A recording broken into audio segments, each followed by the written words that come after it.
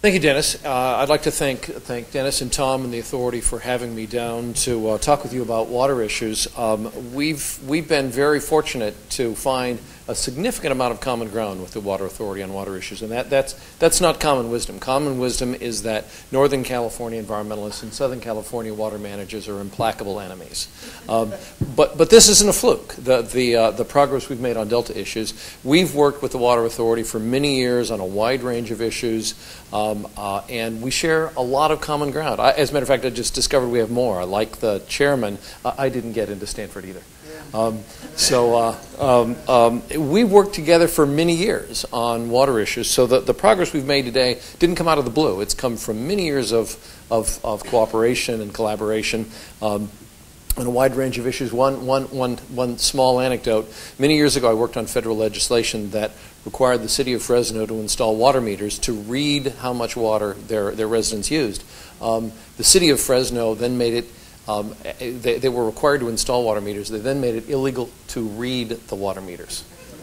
And it was a partnership between NRDC and a few other environmental groups and the authority and leadership here, elected leadership here in San Diego, that finally overturned that. And now Fresno and Sacramento and other cities are installing water meters. They're going to read the water meters, and they're going to charge people based on the amount of water they use. 2 million Californians didn't have water meters, and a partnership with San Diego is what has turned that around. We have worked together for a long time on a lot of issues, but we still haven't overcome the reputation that we hate each other.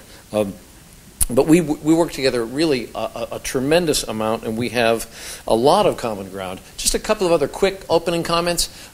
Just to step back and look at what water means to the state of California. What makes water issues so important is that water is the lifeblood of California's economy, its urban economy and its agricultural economy. It's also the lifeblood in the Bay Delta system of the most important aquatic ecosystem in the whole state of California. It's a uniquely important resource, and the reason the Bay Delta debate is so important is because the future of California's water policy is being debated in the Bay Delta right now. The future direction for the next half century is being debated in the Bay Delta. So whether you care about the health of the state's environment, whether you use water in your business or on a farm, if you're a taxpayer or if you're a ratepayer, you've got a tremendous stake in the debate happening in the Bay Delta right now. And Dennis did a terrific job of outlining that, Tom as well. Just a couple of opening comments. What I'm going to do very briefly is mention the challenges. I'm going to do that piece fast because Dennis and Tom have really done that. Talk about the current BDCP choices, and again, I'm going to save a lot of time because Tom has done that. Talk about our portfolio-based alternative, and then talk very simply about some next steps. We face real challenges in the Delta. You've heard this already. We have a crashing ecosystem that's crashing to the point that it's costing jobs. For 2 years, 2008, 2009, we made it illegal to catch salmon in the state of California because of what's happening in the Bay Delta ecosystem. And I work with a lot of salmon fishermen, thousands of fishermen, who lost their jobs for 2 years. They were shut down because of declining health of the Bay Delta ecosystem. That ecosystem decline has reached the point where it's costing jobs. We also have, as you've heard, a vulnerable levee system that makes us all vulnerable. Water supplies are vulnerable, Delta residents, Delta farmers, the environment, hugely important infrastructure in the Delta. And also water quality concerns that are important to both those who drink Delta water as well as to farmers who farm with Delta water and are concerned about salinity. And we have ecosystem concerns about water quality as well. This combination of problems has led to a real struggle within our institutions to develop a comprehensive plan that tackles these interconnected problems. And I think you've heard this already this evening, the current choice in BDCP has been largely portrayed as a choice between a status quo that really has no remaining defenders, or the current focus of BDCP, which is a large facility, pretty aggressive pumping rules that raise a lot of questions about whether that water will actually be delivered and what it would mean in terms of environmental impacts, and an extremely large habitat restoration program, up to 100, 113, even 120,000 acres. That's an enormous restoration program. there are a lot of questions about that current direction, and you've heard most of them. The first is, would it sufficiently reduce the vulnerability in that system? Would it provide for reliability in droughts? And I'm going to come to that in a moment. From the ecosystem perspective, we have real concerns about what the current direction means in terms of the health of the ecosystem and whether it actually is legally permittable. As Dennis mentioned, the regulatory agencies have raised real questions that haven't been resolved. And then finally, of course, is it economically feasible? There's no one left who thinks we need no solution in the Delta. The challenge is to come up with a solution that is environmentally and legally defensible and is economically viable. That's the challenge. And if we solve just one of those problems, it's not going to get the job done. We need to solve them both. So we've looked at a range of what we've called selection criteria in thinking about this alternative. We've looked at financial viability, water supply, water quality, consistency with science, ecosystem restoration, and the question we've asked ourselves is whether we can find a different way to strike a balance that provides better performance at a lower cost. And we think we may have done that with this portfolio approach. And we think that in order to do that, we need to think outside the box. There's an old saying that if the only tool you have is a hammer, everything looks like a nail. We've tried to step outside the BDCP box and do what water agencies have done. When you look at the authority's long-term plan, they've looked at a full portfolio of tools, all the tools in the toolbox, Tom, I think that's what you said. They've looked at all of those tools in order to come up with the right portfolio that provides water supply reliably at a high enough quality at an affordable cost. And taking that same portfolio approach is exactly what we've tried to do inside the Delta. So what's the difference between the current approach and this portfolio approach? As I mentioned, the current approach is a large facility, what we think are pretty aggressive pumping rules that we think are very optimistic in terms of the amount of water that can be delivered from the Delta, and an enormous habitat restoration program. So we've tried a different approach. In the Delta, a somewhat smaller facility, still a big facility, a 3,000 cubic foot per second facility with a single tunnel from the North Delta to the South Delta. That's a very large water project. What we think are more protective pumping rules that were actually developed by state and federal agency biologists. We think that's the credible starting point. These are proposed pumping rules to protect the Bay Delta that were actually developed by the state and federal regulatory agencies themselves. A smaller habitat restoration program, but still an enormous habitat restoration. 40 or 50,000 acres of habitat restoration is a huge restoration program that we think can offer tremendous habitat benefits. And I'd be happy to talk later if you have questions about why an environmentalist would suggest that we might consider a smaller restoration program. I'd be happy to talk about that. But we're also proposing that we use some of the savings. If we build a smaller facility in the Delta, and a smaller but still a very ambitious habitat restoration program, will save billions of dollars, many billions of dollars, $5, $6, $7 billion. And what we've been talking about is how we can spend the savings. If we spend less on a facility and habitat, we can spend more elsewhere. In the Delta, we think some of those savings could be spent on levee improvements that reduce the vulnerability of the Delta levee system to failure. And I'll talk a little bit later about why that's important. We also can spend it outside of the Delta. So outside of the Delta, we could spend some of those savings on local water supplies, exactly the things that are in the plan that Tom and Dennis discussed. Local investments in water recycling, local investments in efficiency, and other tools that would, by the way, create jobs here at the local level. That's exactly, so this plan would help implement San Diego's local water supply plan. We also could help invest in south of Delta storage so that when the next drought comes around, we'd have more water in storage. We know that drought is coming. If we have more south of Delta storage, we have more supplies to tap into when that next drought arrives. And then improved water agency integration. I'd be happy to talk about that during the Q&A session as well. But as you can see, what we're proposing here is for less money than the current BDCP plan. We're roughly the same, but possibly less money. Invest in a broader portfolio. So what are the benefits of this approach? Actually, before I get to that, so you can see here graphically, every one of those dots on this map is $1 billion. The current BDCP proposal is to spend basically all of that money, $18 billion, inside the Delta. Our portfolio approach, again, every dot is $1 billion, would make a big investment in the Delta, but also make a substantial investment in Southern California in water supply alternatives, in storage, and agency cooperation. And we think that's a more balanced approach.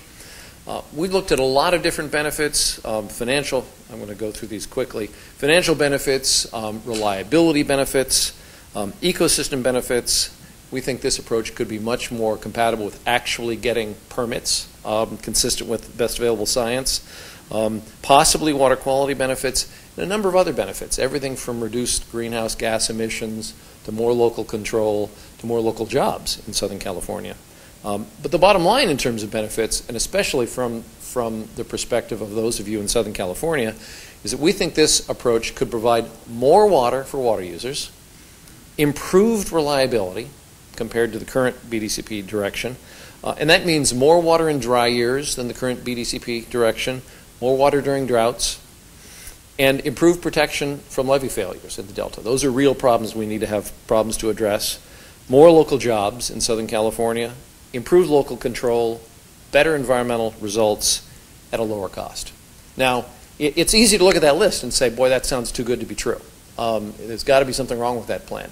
All we're requesting is that BDCP analyze this alternative to see if there is something wrong with this approach and compare it side by side with the current approach. We think it's very promising. Last benefit that is really important is that this approach has already started attracting support from a really uniquely diverse group of folks. In Southern California, in the Bay Area, and even in the Delta, and I'll come back to this, where a lot of folks have traditionally been very hostile to BDCP. This new approach has been very well received in the Delta community.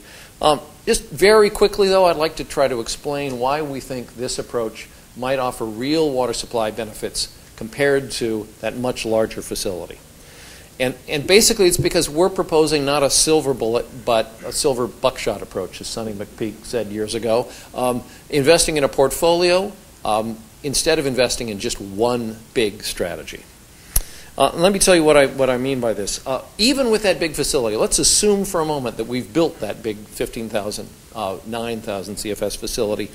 In a normal year, and these are numbers from BDCP's own modeling results, in a normal year, BDCP's modeling suggests that we'd still pump about half of our average water supply out of the Delta from the South Delta. So we'd take water both from that North Delta set of pumps, intakes, as well as from the South Delta. In an average year, take about half of our water from the South Delta. In a dry year, BDCP shows that even with that big facility, we'd still pump about 3/4 of our water from the South Delta, because when the Sacramento River is dry, there's just not a lot of water for that big facility to pump out of the Sacramento River. What that means is that what we're concerned about is the potential loss of water supply if there should be a failure in the Delta. It's an enormous and a very important concern.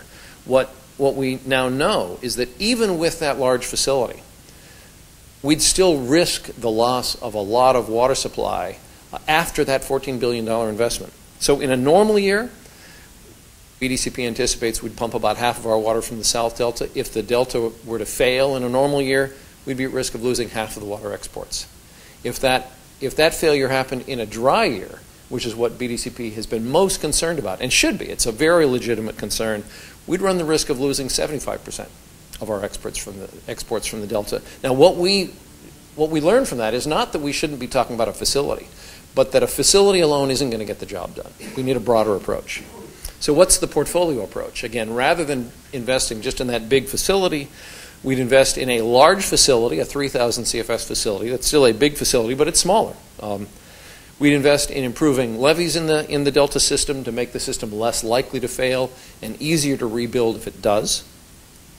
We'd invest in conservation and recycling. Remember, if we take that same money that we would have spent on a large facility and build recycling facilities here in Southern California, if the Delta fails, those recycling facilities are unaffected by that Delta failure. So by investing in local water supply, we are improving the reliability of Southern California supplies. And then finally, south of Delta storage.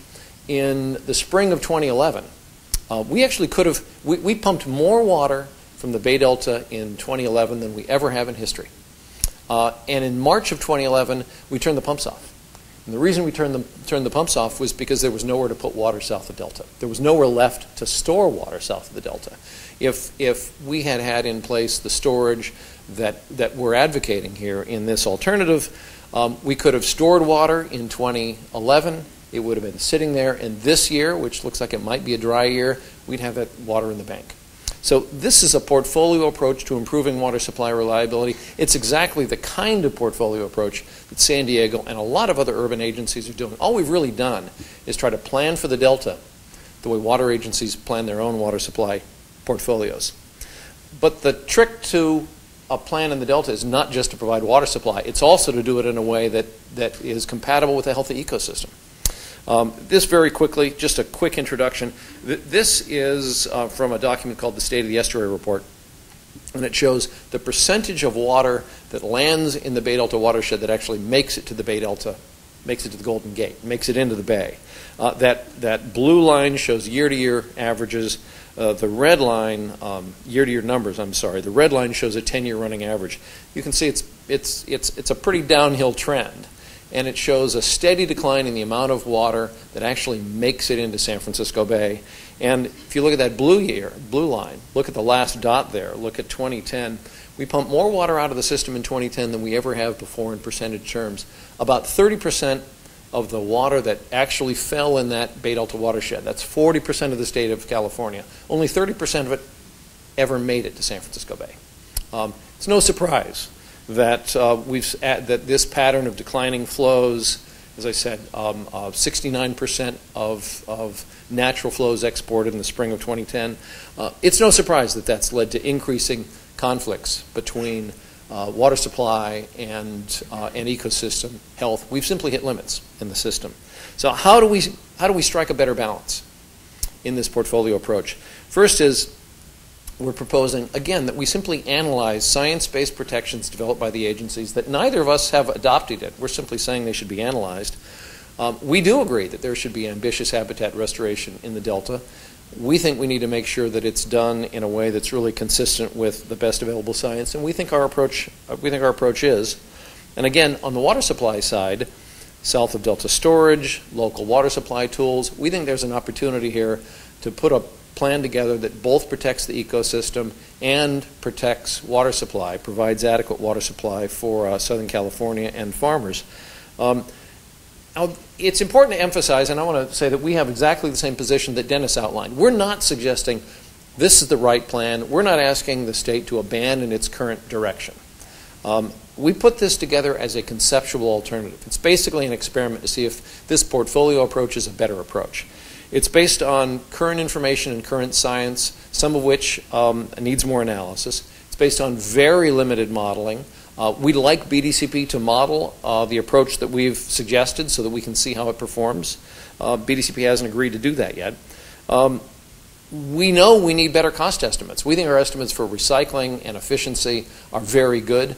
The cost estimates for things like storage, frankly, need more work. We'd like to see a real analysis of what the trade-offs are between a bigger canal on the one hand and a bigger investment in things like storage, efficiency, and recycling on the other.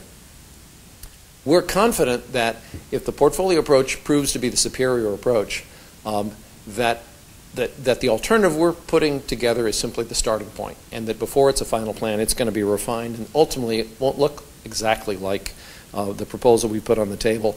And again, when we say supporters, we don't mean folks who've said, we're ready for the press conference, issue the permits, and start building tomorrow. What we're saying is all of the folks who we've been talking with think this is a promising approach that just needs to be analyzed side by side with the current BDCP approach so that we as environmentalists can look at the environmental impacts, and you as water users and ratepayers can look at what you're getting for your buck. So who have we been talking with? Who are our supporters? We launched this just about a month ago.